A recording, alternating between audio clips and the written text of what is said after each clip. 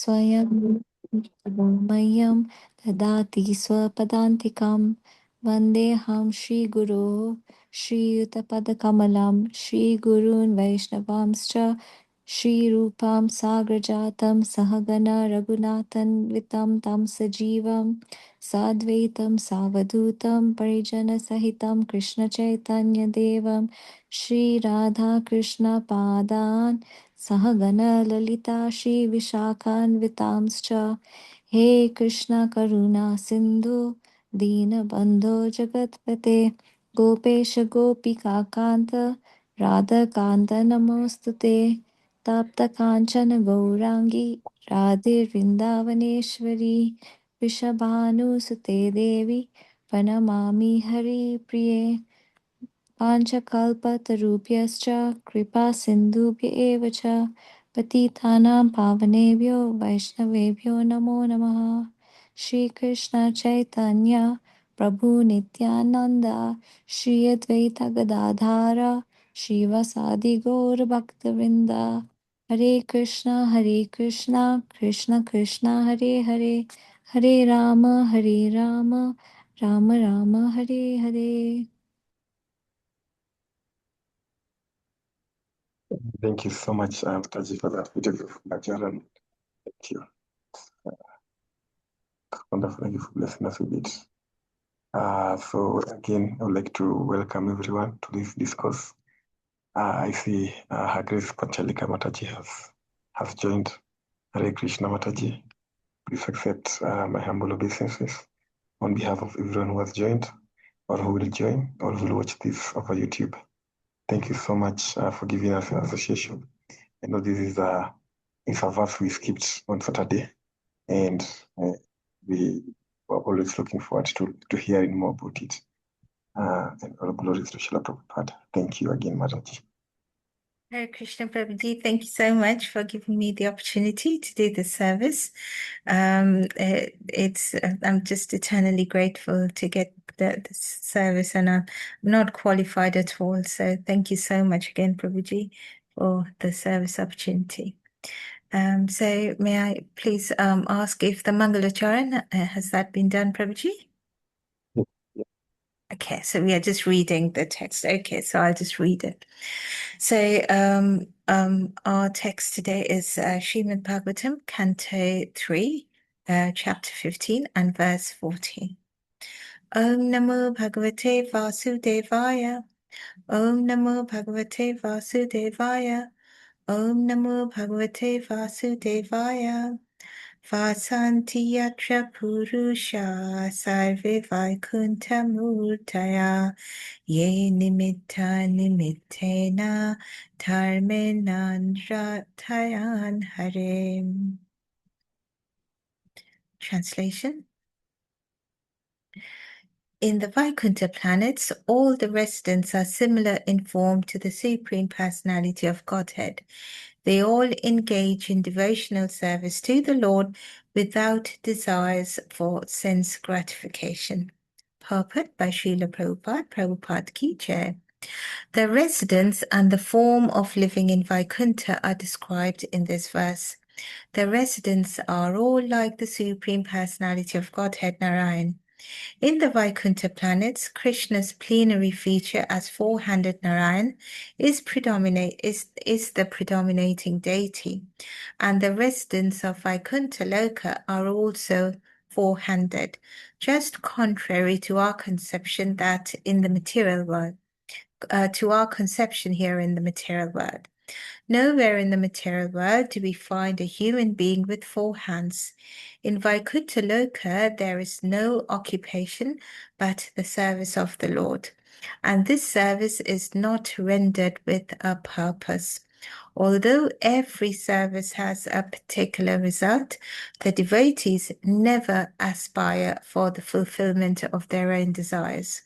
Their desires are fulfilled by rendering transcendental loving service to the Lord. Om Jnana-timirandhasya Jnana-anjana-shalakaya Chakshurunmilitam Yena Tasmai Shri Gurave Namaha. Hare Krishna, Krishna Krishna, Hare Hare, Hare Ram, Ram Ram, Hare Hare.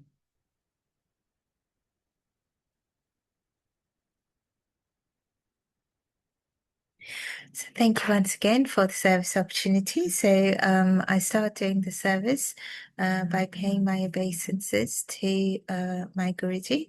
Without his mercy, I wouldn't be able to do the service. And I seek guidance and blessings and mercies from the divine couple, Radharani and Krishna, and from Gaur Nitai, so that they're able to guide me and allow me to read this beautiful Srimad Bhagavatam verse for my purification. And I seek guidance and blessings from all of you. If I'm going wrong anywhere, please do correct me. So in this verse, so you have actually started learning about the Vaikuntha Loka. So we've actually gone back a bit and we go to the beginning where Lord Brahma is trying to describe Vaikuntha Loka. And in this particular verse, we literally we are concentrating on the two very, very key things and key differences between the jivas in this material world and the people, the personalities in the spiritual world, in the Vaikunthas. And that's written in the two sentences. So the first one, that they don't look similar to us, i.e. they don't have two hands, but the residents in Vaikuntha Loka, they are four-handed like Narayana. And the second part is that they all engage in devotional service to the Lord. And the key thing is without desires for sense gratification. So these are the two things that are discussed, and we understand that there's a reason that when describing the Vaikuntha Loka, the very first things to be discussed are these two things. Firstly, that yes, they don't look similar to us, but immediately afterwards, setting the scene right away, that in their devotional service, they are very, very, very, very different to us. So that is primarily what we are going to discuss in our in the verse today. So just as a quick recap, so let's just start right at the beginning where it all started. So in Chaitanya Charitamrita in Adi Leela 5.14, Srila Krishnadas Kaviraj Goswami writes, Akale Ishwar Krishna Asha Britto, Jare Joiche Nachai, She Toiche Kore Nirto. Translation: Lord Krishna alone is the supreme controller, and all others are his servants. They dance as he makes them do so. So everything that is witnessed, everything that's controlled, everything that's sanctioned, it's all done by Krishna. And we understand, because we are reading about the difference between Vaikuntha Loka and the material planet, we see how what Krishna says in the Bhagavad Gita, 15th chapter, verse 1, that this material world is a perverted, an inverted reflection of the spiritual world. Because when we talk about words like control, words like, only the Lord is able to sanction it, immediately, there are negative connotations when we think about the word control over here. I know, how come there's only one person sanctioning everything? But in the spiritual world, that is not the case. Because in the material world, there is a negative connotation to the word control, because the jivas end up thinking of themselves to be the Supreme Lord, and they try to control situations. Why? Just to be able to satisfy their own senses, their own desires, and their own demands. And so welfare and emotions of others do not play a role in their controlling. And the jivas become very, very selfish because of that. And so we see the, controlling actually has quite a negative connotations in this material world. Whereas in the spiritual world, where we think about Krishna controlling everything, why does he control? Krishna controls to stop adharma. He stops adharma from taking over dharma. And that is why he comes into this material world over and over and over again, to establish and re-establish dharma. And one who is able to understand this, one who is able to understand that the control that the jivas do in this material world is only for their own selfish needs. They, they try to control people, they try to control situations, they try to control circumstances. They don't allow sometimes for people to be free. That is controlling, wanting complete control for one's own desire. Whereas Krishna controlling is controlling to stop adharma, to establish dharma. And one who is able to understand this has surrendered to the Supreme Lord completely. One who is able to understand his actions, knowing that he is a witness to everything, is the one who is a true devotee. So why are we discussing this? Because we have come into this chapter from the previous chapter where we see Diti and Kashyap Muni engaging into an action which was, initiated by Diti, and then Diti tried to control the situation. And then she tried to hide her wrongdoings, but she couldn't. And when she became aware of the fact that she was carrying demons in her womb, she gets very, very depressed. And then she gets slightly happy because she's told that those two demons will be killed by the Supreme Lord. So ultimately they will get liberation of, although it's Ayurveda liberation, they will just merge with into as all the demons do, they merge into the Lord's effulgence. She's still happy. But we know that these two demons, Hiranyaksha and Hiranyakashipu, is part of that, the original pastime where they are actually Vaikuntha Jivas. They are Jaya and Vijay, the doorkeepers of Vaikuntha Loka.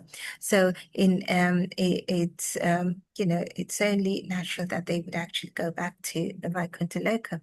But Diti is happy that they will be killed by the Lord. And she's even more happy when she hears that her grandson is going to be a great, great devotee, Prahlad Maharaj. So, whereas, we see that, Lord Brahma trying to explain all of these things to the demigods, because whereas Diti, knowing that there are two demons in her womb, she tried to hold them in her womb for almost a year. For almost 100 years, which is unthinkable, really. But in Satya Yuga, people lived for 100,000 years, so we understand that she was able to control that, or she was able to hold the demons in her womb for 100 years. But everything became dark. The entire world, it was overcome with darkness, and the demigods got frightened and they went to Lord Brahma. And we had learned in the previous verses how they glorified Lord Brahma and they looked up to him to enlighten them as to what was happening. And that is when Lord Brahma starts talking to them and starts telling them where it all started, why these two demons are supposed to be born now, and who they are originally. And so Brahma becomes very, very pleased with the demigods, because he knew about this darkness and why the reason behind the darkness. And so he starts talking about his four sons, Sanak, Sanatan, and Sanandan, who were devotees, and they were able to travel to the spiritual world as well, and how when they traveled, they came across Jay and Vijay, the two doorkeepers, etc. So Lord Brahma starts talking about that. But before he goes more into it, he starts describing the Vaikuntha planets. And he talks about, how beautiful the Vaikuntha planets are. And he talks about how there are beautiful forests. Even when, we will read about Gajendra later on in Srimad Bhagavatam, we will see that, even when the story of Gajendra begins, there's one full chapter given to the beautiful flowers, the lakes, and describing nature.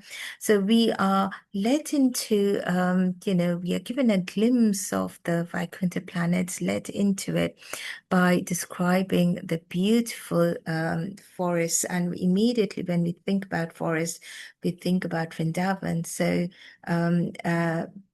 where the Lord resides with Radharani, which is a forest. So that's the first picture we get of Vrindavan.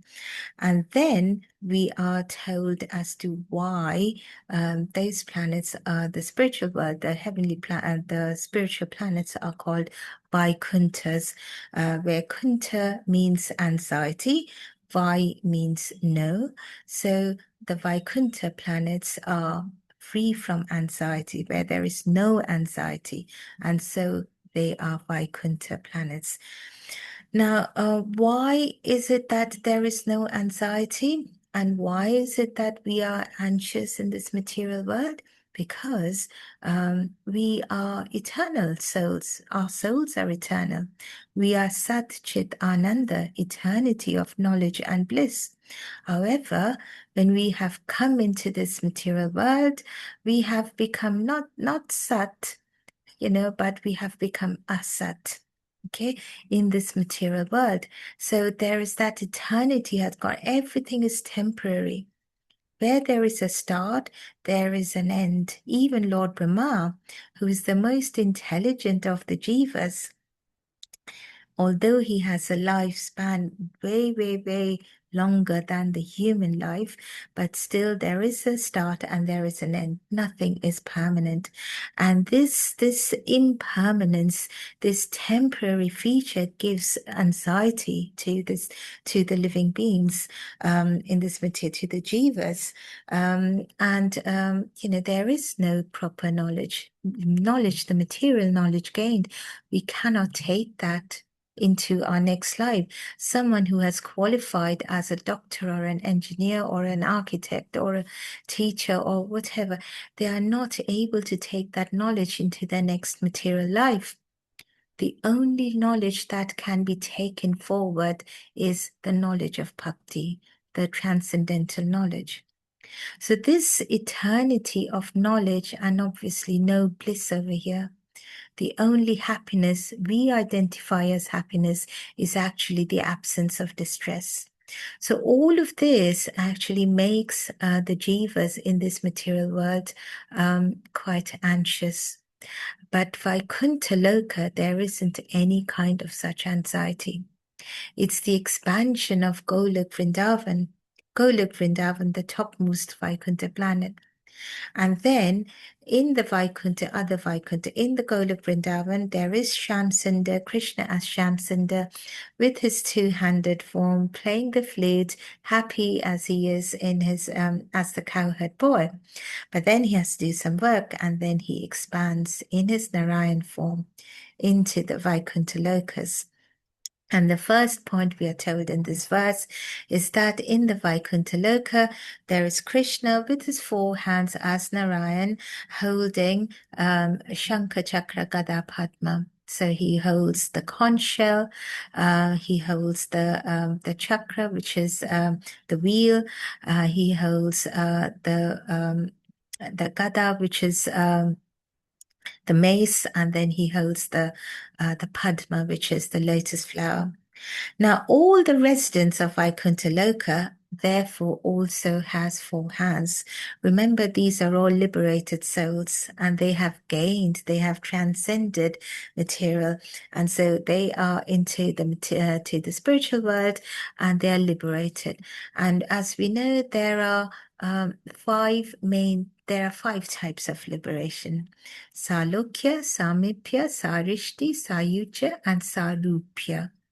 So sarupya is when the jivas have similar rupa. Rupa means they look similar. So sarupya, there are jivas who want sarupya liberation. So they want to look like the Supreme Lord, who is beautiful. Narayan is beautiful. Obviously, the all attractive is Krishna. And even, 100,000 more beautiful than Krishna is Radharani. But, we are talking about Krishna's expansion. So Narayan is very, very, very beautiful and attractive and good looking. And so there are jivas who want to look like Narayan. And so they get sarupya mukti or sarupya liberation. But we are told that in the Vaikuntha planets, the jivas, they look like Narayan with their 4 hands. The other liberations, very quickly, they are Salokya. Salokya, Loka means place. So Salokya is when the personalities, they are liberated and they live in the same planet, same planetary system. Samipya means close to the Lord, not just in the same planet, but become a close associate of the Lord. There's Sarishti liberation, where the jivas, they actually get all the opulences of the Lord. The Lord readily gives all his opulences. Yes, you want beauty, you want wealth, you want knowledge, you want strength, you want even renunciation. If you want that, I'll give that to you. The Lord gives everything. There are only 3 things that the Lord does not give to anybody else. And those 3 things are the power of creation, maintenance, and annihilation. He keeps that to himself and to his direct expansions. But everything else, all his opulences, the Lord just readily gives that to everybody, whoever is qualified. So that is Sarishti liberation. And the last one is Sayuja liberation, where the jivas who want to just become one with the Lord, they just want to merge in the Lord's effulgence, they get Sayuja Mukti or Sayuja liberation, which is not really preferred by devotees. But we see impersonalists, they prefer Sayuja Mukti. So we see that that's the first point that is covered in this verse, that yes, the jivas, they all look like, when they're liberated, they all get sarupya mukti or liberation, and they all have they all have 4 hands. Now then we come to the second part of our verse, which is very, very, very important. Because this is the part which actually leads us to the rest of Vaikuntha, explanation, descriptions about Vaikuntha Loka. But not only that, this is the part which actually explains the entire Krishna consciousness. What are we doing over here? What should we try to attain? What should we strive towards?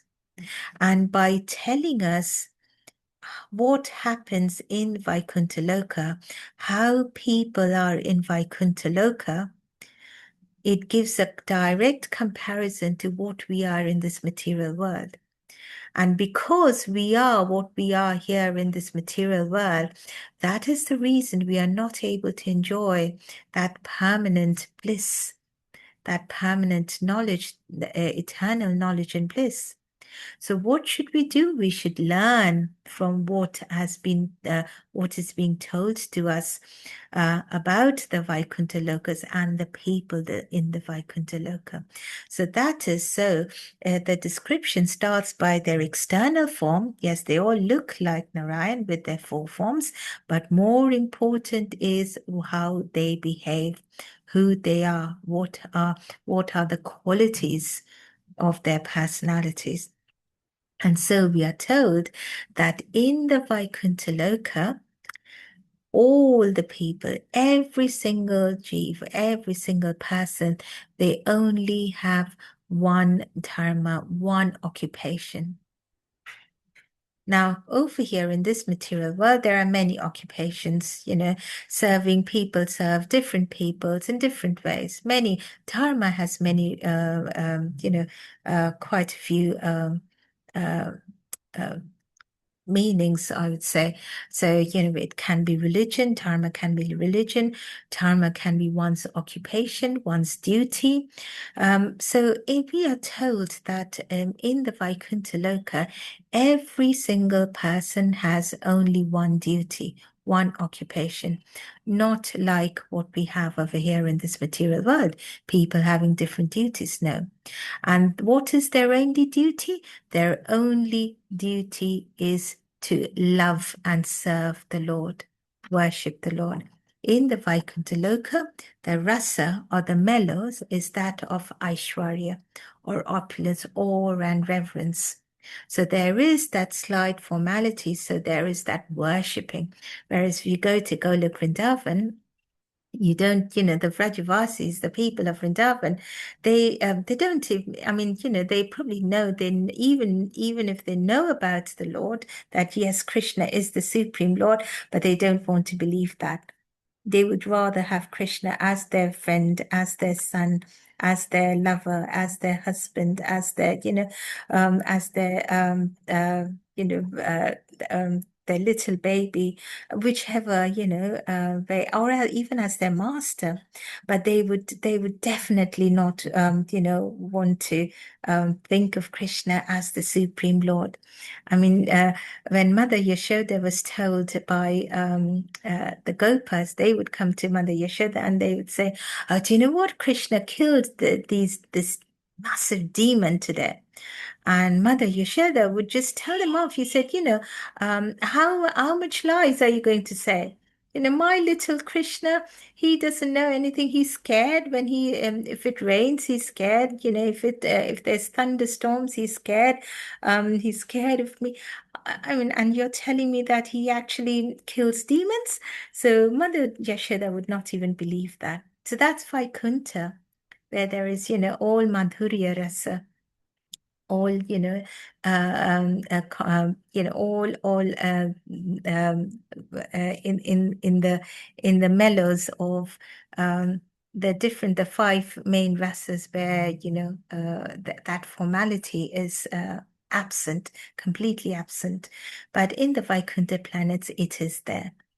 And so you see the people, when they love Krishna and they serve Krishna, but they do that in awe and reverence. But it is that still one dharma, one occupation. And so we are told that even in the Vaikuntha planets, there are families, because everything that we have in the material world is just a reflection of the spiritual world. So if we have family and friends, and we have work, we have everything here, exactly the same in the Vaikuntha Loka. Yes, they all, they have families, and we will see, later on in the verses, we will see how there's descriptions about their wives, their children. So we will see that it's all there. But their main focus is serving the Lord. The Lord is always at the center of everything, because what they know is what the gopis told Krishna when Krishna challenged them. Krishna was trying to tease the gopis when they went to see when the gopis went to see him at night during the Rasa Leela. And Krishna said, what kind of people are you? You have left your families and you have come to me to see me at night? And the gopis say, we know that you are the Supreme Lord. So you're talking about our families, but our families are only going to be absolutely fine when we all love you. So we cannot love our family without loving you. And so Krishna was at the center of everything, or Krishna is at the center of everything. And this is what we are told. That is what happens in the Vaikuntha Loka. Everything that exists in the material world is automatically there in the spiritual world. But the only difference is that they are all there in the purest form. There is no contamination like Kam, Krodh, Lobh, Moho, Mad, Matsarya, or anger, or lust, or anger, or illusion, or pride, or arrogance, or envy. These are absence. And so the quality of service in the spiritual world is different because it's pure love of Godhead over there. Even over here in this material world, people visit temples, they worship the Lord. But there is contamination. Many people, people go to the temple with a shopping list. Can I have this God? Can I have that God? That is not there in the Vaikuntha Loka. We are told in the verse, and Prabhupada also describes in the purport, that it is pure devotional service. Pure ahaituki apratihata, as we'd say, unconditional love, unmotivated love, and continuous, not loving for a little bit, and then after Krishna has served the purpose, we stop loving him. No, it's continuous. There's no stop to that unconditional love. And it reminds us of the beautiful dialogue between Prahlad Maharaj and Narasimhadev, where after the killing of Hiranyakashipu, Narasimhadev wanted to offer something to Prahlad Maharaj, and he says, he tells, ask me something, ask me for a boon, and that actually confuses Prahlad Maharaj, and we'll read about this later on in Canto 7. And Prahlad Maharaj thought that, is there any desire left in me? Why is Narasimhadev asked, why am I being asked about this? Why should I ask him for a boon? Am I a beggar? I'm a servant of the Lord. He is my master. And a servant is no servant at all if he asks anything from the master. So a servant's duty is to serve the master. Now remember, the word servant in the spiritual realm is very, very different to what we think about servant in this material world. Again, in this material world, the word servant has a negative connotation. But in the spiritual world, the word servant has the absolute topmost meaning, or topmost position, I would say. To become a servant of the Lord is the highest achievement, because that servant is not servant of menial tasks, as might be referred to in this material world, but that servant is the servant of love. Loving that Krishna has everything. He has everything. The only thing he wants from us is love from us. So much so that, just to understand how much Radharani loves him, he actually came to this material world as Chaitanya Mahaprabhu. He's so hungry for that love, to understand our love. And he's overwhelmed when he gets that little bit of love from us. So when we say, Prahlad Maharaj is saying, but I am his servant. Why should I, if I ask him for something, that means, I am not a true servant. Why? Because it's a servant of love. And when someone asks something in return of love, that immediately ceases to become love. That becomes lust. And so Prahlad Maharaj is asking, why should I ask something? And he tells Narasimhadev, oh my lord, and this is from Srimad Bhagavatam 7.10.4, and he says, oh my lord, a servant who asks for anything from his master is no servant. He is a mere businessman. The word servant implies doing service, the service of Lord, and a true servant engages selflessly in the service of the master. If he wishes to ask for something, he behaves like a master instead of a servant. Only the master has authority to ask or make demands. So, my lord, when I am your servant, why are you forcing me to ask for a boon? Why are you insisting that I ask you for something? This is Prahlad Maharaj telling Narasimhadev. Can we even imagine us doing so in this material world? The Lord wanting to give us something, and we are saying, we are questioning the Lord. Why? And I can only speak for myself because I'm not, I'm such a fallen soul. But because in this material world, there's a lot of Mishra Bhakti. What is Mishra Bhakti? Not pure devotion. Very, very, we won't say that the material world is completely devoid of pure devotion. No, we can't say that because there are many, many, many truly elevated devotees. But coming into this Kali Yuga, there are more of people who either have no devotion or there is a lot of Mishra Bhakti. And what is Mishra Bhakti? Mishra Bhakti is mixed devotion. So mixed devotion where there is, so the purpose of devotion is, actually has a motive behind it. There is a desire for some material goal, and that is why devotion is being done. Sometimes consciously, sometimes even subconsciously, but there is that tiny bit of material desire, which actually makes a person do devotion or bhakti. In Bhagavad Gita 7.16, Krishna says that there are 4 types of people who actually come to him, who does bhakti.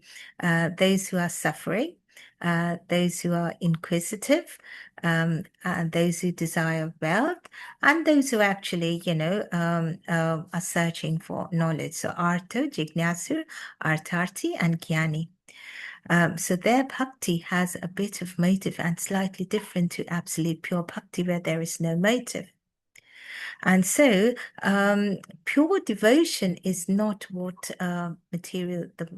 we see much in this material world, but that is what is present in the Vaikuntha planets, we are told in this verse. The people have no Mishra Bhakti, no mixed devotion. So, if there is suffering in this material world, people do devotion, that's karma Mishra Bhakti. There are people who just want to learn, know knowledge, jnanis. Their bhakti, their devotion is mixed with speculative knowledge. But jnana or karma, they dilute that pure bhakti. So real progress in spiritual pursuits, it demands only and only focus on Krishna and nothing else. Pure bhakti is not a transaction. Pure bhakti is a haituki, unconditional. And so that is the other distinction that is being given over here. Immediately, right at the beginning, before going into other descriptions of the Vaikuntha planets, that remember in the Vaikuntha planet, people not only externally looks like the Lord, but they only have occupation, and that occupation is pure devotional service to the Lord, where there is no cause for that devotion. It's unmotivated, without any want of their own sense gratification. We started our session today saying that, people in this material world, they do work for their own sense gratification. They try to become the Lord. They try to control people, control situation, dictate things They keep people, you know, the whole idea of control means that you are in control and you are imprisoning somebody else. But that is not what happens. In the spiritual world, the Supreme Lord is in control. But what does he imprison all the jivas with? He imprisons everyone with love in the spiritual world. But that's so very different in this material world. People imprison others, try to control, imprison others because of purely and purely selfish reasons, just because they want to dictate things for their own sense gratification. And that is not what happens. And that's what, you know, Rupa Goswami writes in Bhakti Rasamrita Sindhu 1.1.11, which is also quoted in Chaitanya Charitamrita in Madhya Leela, chapter 19, verse 167. Anya Pila, it's quite a famous verse, so you might have heard about this before. Anya Pilasita Sunyam Jnana Karmadi Anavritam Anukulyana Krishnanu Silanam Bhakti Uttama. So when devotional service, first-class devotional service develops, one must be devoid of all material desires, knowledge obtained by monastic philosophy and any kind of fruitive action. The devotee must constantly serve Krishna favorably as Krishna desires, and Krishna only desires love from us. That's the only thing. And we see so many beautiful pastimes in the Shastras, you know, one of them being when Srivas Thakur, to test his faith, to test his absolute surrender, Srivas Thakur, who is an incarnation of Narad Muni in Chaitanya Leela, Mahaprabhu asked Srivas how he would survive if his family became entirely destitute. And Srivas Thakur replied that he and his family would wait for 3 days, and if no sustenance came, they would all happily jump into the Ganges to return to the spiritual realm, because they knew that this world, this material world, is full of, you know, misery anyway. So he would say, I would wait for 3 days, and then I'll just jump into the Ganges, and I'll go back to you, my Lord. I'll go back to the spiritual world, where I'll always be with you. And so deeply moved by this level of unwavering devotion, Chaitanya Mahaprabhu blessed Srivas Thakur, promising that his household would never ever suffer from any poverty. So Mahaprabhu gave this benediction to Srivas, there will never be poverty in your house. Even if you simply remain indoors, never even venturing out of your house, whenever and whatever you require anything, your worship will immediately come to your door. So that was the boon given to Srivas Thakur, and he never ever actually had to, want for things, because things would always come to him. And so Prabhupada writes in the purport of this verse that a devotee must know what Krishna wants him to do. And this is something which the Vaikuntha, the Jivas in the Vaikuntha Loka understood. They understood that Krishna is ready to give everything to them, because all Krishna wants is his love, and that's what the devotees gave him. So understanding this can only be achieved by if one is able to understand the mind, the words of Krishna. In this material world, we do not have that understanding. We don't have the ability to be able to understand Krishna's words. And so Prabhupada says that to be able to understand what Krishna wants from us, we need the guidance of a spiritual master, the Guru. So the first business, Prabhupada writes, the first business of a pure devotee is to simply satisfy his spiritual master. And the first business of the spiritual master is to spread Krishna consciousness, spread the love of Krishna. So if we are able to satisfy our spiritual master, Krishna is automatically satisfied. As we sing, Yasya Prasadat, Bhagavad Prasadat, when the spiritual master is satisfied, the Bhagavad Krishna is satisfied. And that is favorable devotional service to the Lord. And that is what the Vaikuntha Loka, the people in the Vaikuntha Loka understand.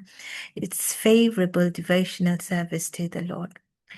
Now, very quickly, because we're only left with 10, 12 minutes, the next thing that our verse and the purport mentions is that even though service is not rendered with a purpose in Vaikuntha Loka, so people just love and serve and worship the Lord without any motivation, unconditionally, even though they do it, the Lord is not ungrateful.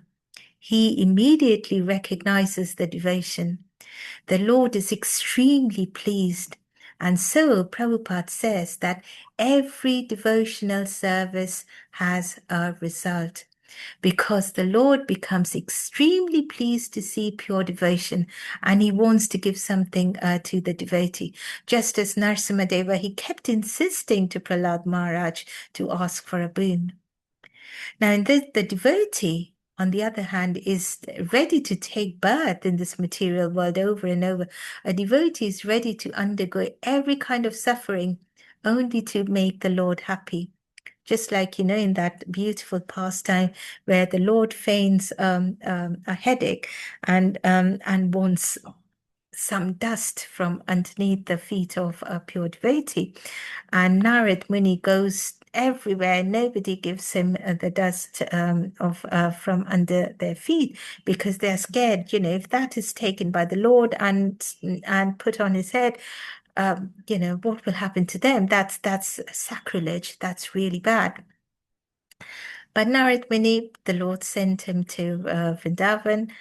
The gopis, they actually, they collected dust from underneath their feet in scoops, and they just wanted Narad Muni to immediately take that to Krishna, so that Krishna puts the dust on his head and is relieved of his pain. And so when Narad Muni asks them that, are you not frightened that you're giving your dust from underneath your feet for the Supreme Lord to put on the head? Are you not frightened of what might happen to you? Because that's not right. And the gopis said, no, of course not. We are happy to go to hell lifetimes after lifetimes if we can give a little bit of happiness to Krishna. And so this is the love of the people in the Vaikuntha Lokas, in the spiritual world, whether they love Krishna as Narayan, whether they love him as Krishna.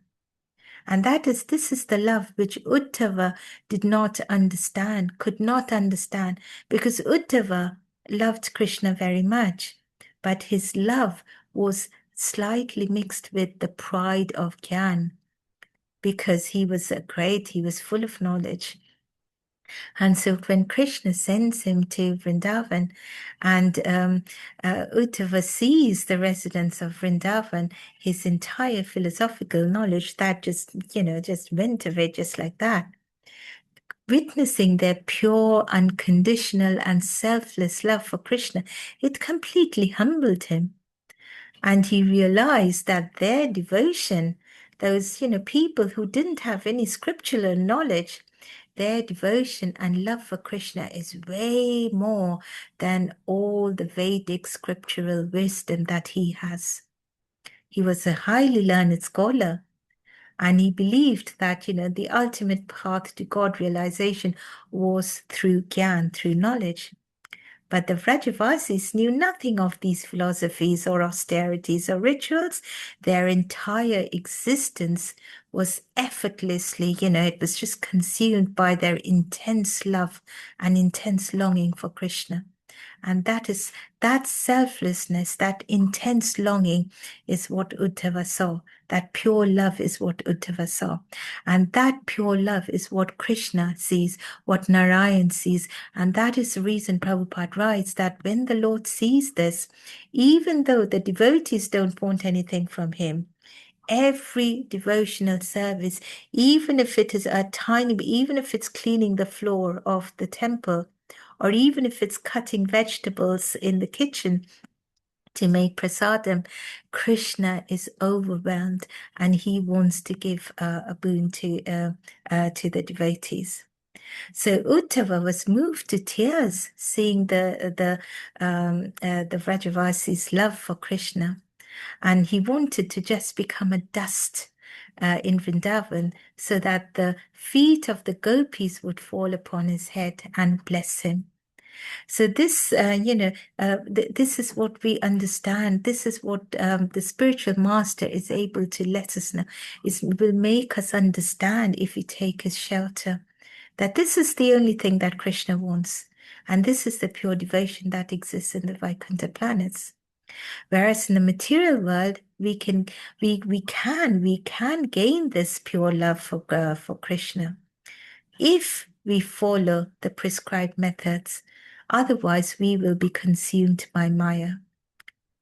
But the only thing that is told to us is that we are very, very lucky, especially in this human form. We are very lucky. Why? Because even in this material world, in this human form, we can gain that pure love, that devotional service that exists in the Vaikuntha Loka. We can get that. Why? Because it's not something that is available only for exalted devotees. No, this is something. Pure devotional service is a wealth of every living entity. All of us, we all have that. As Chaitanya Charitamrita, it says that Nitya Shitta Krishna Prem Shadha Kobunai Shobhanadi Shitta Chitte Kore Udai. Or pure love of Krishna is eternally established in the heart of all living entities. It is not something to be gained from another source. It is already within us. When the heart is purified, when all that conditionings from around our soul, conditionings of Maya, when all of that is gone, and in this Kali Yuga, gone through chanting the holy name of the Lord, that pure love naturally awakens. That Bhakti Lata Bij, which lies dormant, is naturally awakened. That pure devotion, it's not alien to us. It is there in, Prabhupada says, it is there in all of us. He writes in the purport. So it's not that something, it's something we have to gain from another living entity. No, it is all within us. All we have to do is endeavor to remove that conditioning from around our heart. As soon as we are able to remove that conditioning from around our heart, because our soul is Satchidananda, we will definitely get that pure love of Krishna. It will be established in all of us. Krishna Prema is in every living entity's heart because it is our natural constitutional position. And as soon as one desires one's own sense gratification, that is when Maya takes over. So Prabhupada says in one of his other purports that, as soon as we do that, we just want things for ourselves, we want to become God, that is when darkness takes over. And there is that sunlight goes away. Where there is darkness, sunlight can never come. But when we are in that sunlight, when we are enlightened, darkness can never come back again. Because we have realized we have regained our pure love of Krishna. And that is when we are able to transcend this material world and go back to Godhead. And how can we do that? We have read in the previous verses, in previous cantos. In this material world, because we are so conditioned, we have to do that through, sadhana. So, we talked about in Kali Yuga, it's chanting the holy names. Any kind of prayer, devotional service. No devotional service goes in vain. But our Yuga Dharma is chanting the names of the Lord. Any holy name. Some people, like with Murari Gupta, he could never chant the name of Krishna. My Chaitanya Mahaprabhu asked him to chant Hare Krishna. He stayed up the whole night.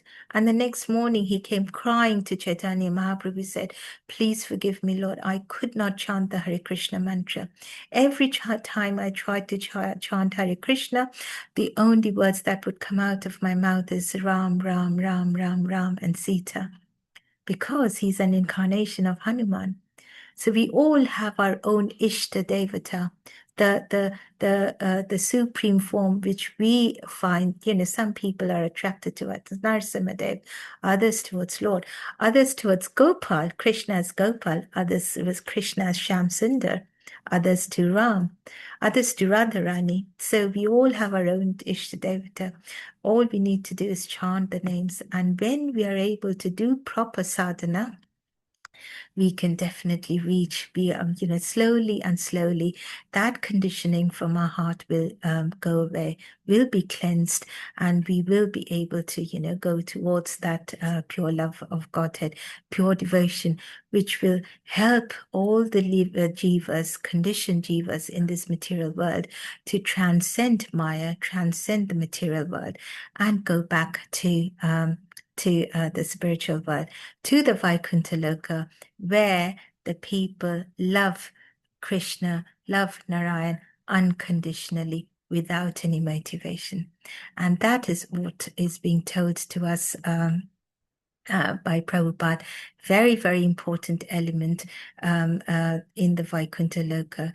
And I finish by saying this, that what Prabhupada mentions is, he starts mentioning it in this verse, but he will explain this further in the following verses, how this devotion that the people in Vaikuntha have, it is based, this intense desire to love Krishna is so intense that it becomes a greed, the greed which is or lolium, as he says. So, and lolium is mentioned in many parts of the Shastras, that this intense greed to love Krishna, to make Krishna happy, without thinking, oh, what will I gain from it? No, not thinking, but there is this intense greed to love Narayan, to love Krishna. And that is, like Sanatan Goswami, he even took a sick leave from his job, very, very profitable, wonderful job under the Nawab. And he was even put to prison, but he even, bribed the jailer, and he ran away from the prison to see Chaitanya Mahaprabhu. So if you see that materially, he bribed somebody. But why did he bribe the prison guard? Because he wanted to see Krishna. There was that intense greed to see Mahaprabhu. So in the purpose, where there is the greater purpose there of serving the Lord, of loving the Lord, then we understand that Krishna does not stop people from doing these little things. We see that so many times in Mahabharata, where Krishna says, okay, fine, the Kauravas, you want to cheat us, I would become a greater cheater than you, because the intentions is to establish dharma.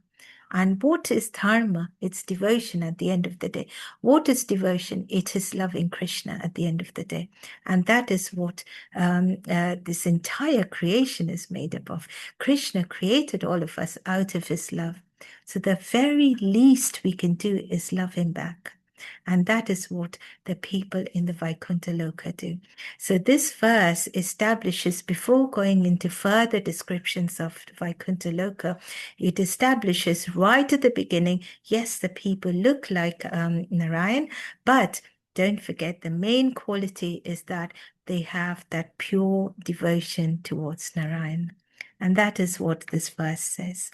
So with that, I complete my discussion over here. If I have made any mistakes, please do forgive me. Any mistakes, any corrections, please forgive me. And please do correct me. Hare Krishna.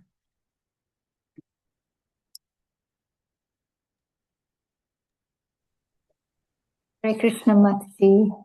Hare Krishna. Pranams to you. Please accept my humble obeisances. All glories to Srila Prabhupada. Mataji, the aim of ours is not to go to Vaikuntha, isn't it? Our aim should be to go to Golok Vrindavan. Absolutely, Mataji. But again, it also depends on personal rasa. We all, every single jiva, we all have a unique relationship with Krishna. So our aim under, in our Sampradaya, yes, we all aim to go to Golok Vrindavan, and that is what we pray for. But within us, there might be, because at the moment we don't have understanding of our eternal existence, of our eternal identity. We do not know that. But the more one becomes advanced in devotion, in spirituality, slowly and slowly, one's own eternal spiritual identity is revealed to them. And so then they might acquire, they might have a desire to go to another planet if they are, if they are a Ram Bhakta, if their eternal identity is a Ram Bhakta, they would go to Ayodhya planet, which is also a Vaikuntha planet. But right now, at the beginning stages, we all want to go to Vaikuntha planet, because that is where Krishna, in his purest, in his sweetest form is. So we all want to.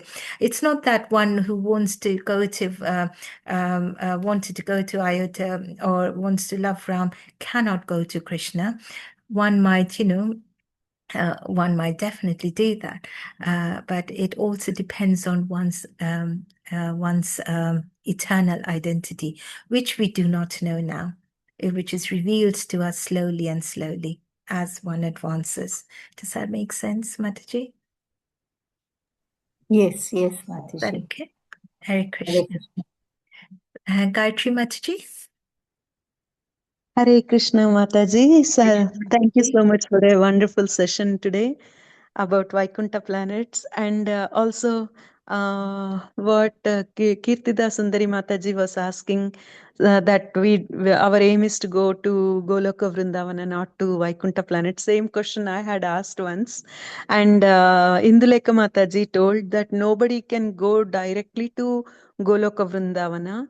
We have to first go to Vaikuntha planets and then serve the Lord there for a long time, and then from there we will be going to Goloka Vrindavana.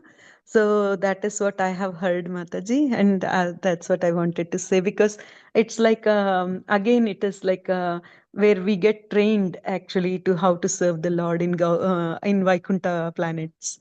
Then once we get nicely trained there, and then we are allowed to go into Goloka Vrindavana. That's what I have understood. I don't know. I might be wrong, but No, that's what. thank you so much. Thank you so much, Mataji, to you and to Induleka Mataji for that wonderful insight into this question. Thank you, Mataji. Thank you. Thank you, Mataji. That's yeah. Thank you, Hare Krishna. Hare Krishna. Hare Krishna Mataji, Dandat Pranam. Thank you for Hare the Krishna, amazing Mataji. class, Thank you. full of nectar. I just wanted to ask, I seem to have forgotten. Does one fall down from the Vaikuntha planets? In the Gita, Krishna says, no, you don't. Once you reach there, you don't fall down to the Vaikuntha planets.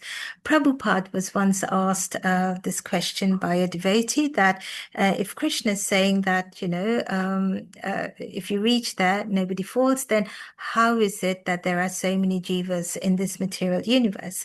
And Prabhupada says that, Prabhupada told us that, told the devotee that if you are in the water and if you're drowning, are you going to question, how did I come about to drown? How did I actually fall into the water? Or is your first thought going to be, how can I come out of that water?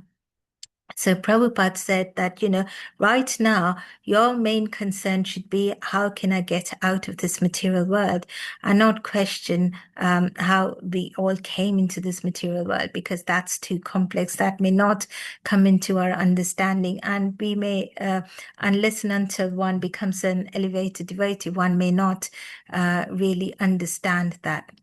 Now, there is another side to it, where some sampradayas think that people never, the jivas never actually fell down from the spiritual planets. Sometimes they do come down to take part in the Lord's Leelas, like, the eternal associates, they come down. So many people, like, say, for example, Mahavishnu, and combination of Mahavishnu and Sadashiva came down as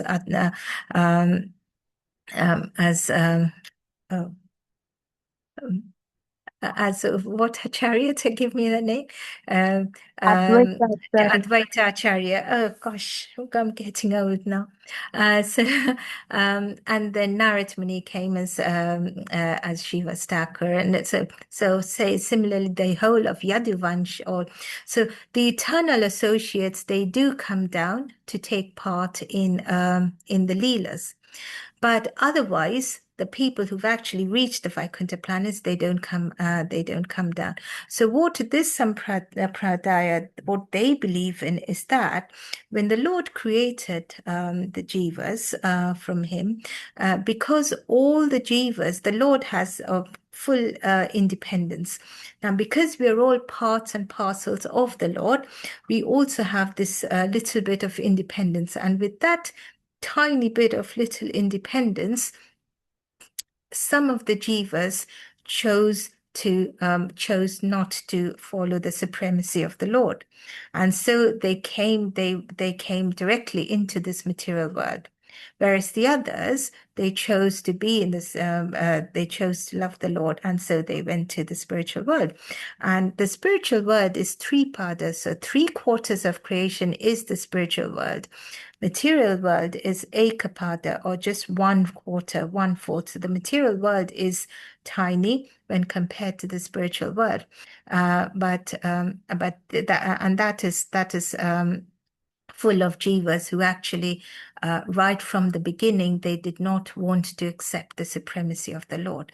So this is the understanding of one sampradaya of Krishna conscious people who say that nobody actually fell, but they were there in this material world already. And one can actually, because we are Tatastha Shakti, or marginal energy of the Lord, being here, they have the middle ground. They can either lift themselves and go back to the spiritual world, or they can drag themselves even further and go to the lower planetary systems, and then slowly they will rise again and hopefully one day go back. So that is one strain of thought that comes to us, and which and that is how they say that is the reason that Krishna says in the Gita that one who reaches the spiritual world, they never come down. But we are also said that no, in the spiritual world, the other thought is that we, in the spiritual world, some of the jivas, they actually revolted. They wanted to be the Lord themselves, and so they defected from the spiritual world, and so they actually fell down to the material world. So these are the two lines of thoughts. But Krishna says in the Gita that one who actually reaches the spiritual world never returns unless there is a need to do that, to serve the purpose of the Lord. So that is what Krishna says. If that answers your question. Thank you.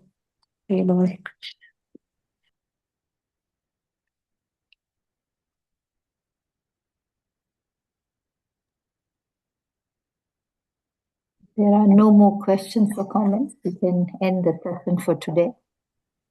Hare Krishna. Murli Gopal, are you around? Hare Krishna. Hare Krishna. Yes. Yeah. Can I? Yeah, you can. Thank you, Panchali Mataji. Every time I listen to you, I think to myself, why haven't I been coming to listen to you more often? That's very kind of you, Mataji. I'm only, I don't have much knowledge. I just learn from others. Beautiful. It's about greedy. This word we get here, hearing people say, I'm greedy for Krishna. I'm greedy for service. We are greedy for seva. Now, how does that work out when we're meant to share anyway? And I notice you see the same people are there first thing, and they don't give opportunity to others.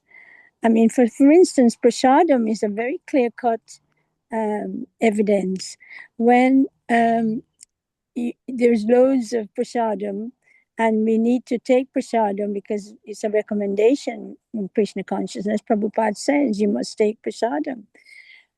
But sometimes half of the people got the prasadam and half don't. So I often see that in the morning after Aarti. How do you equate that with, be greedy for Krishna, be greedy for service, be greedy for Krishna?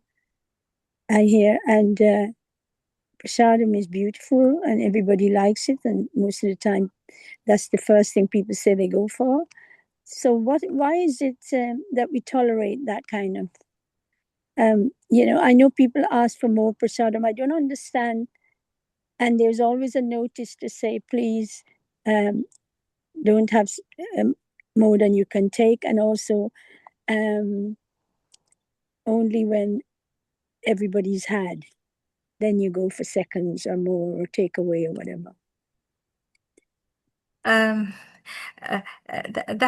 It's an interesting question, Maharaj. I think everybody's greedy for prasadam, and we end up eating too much anyway.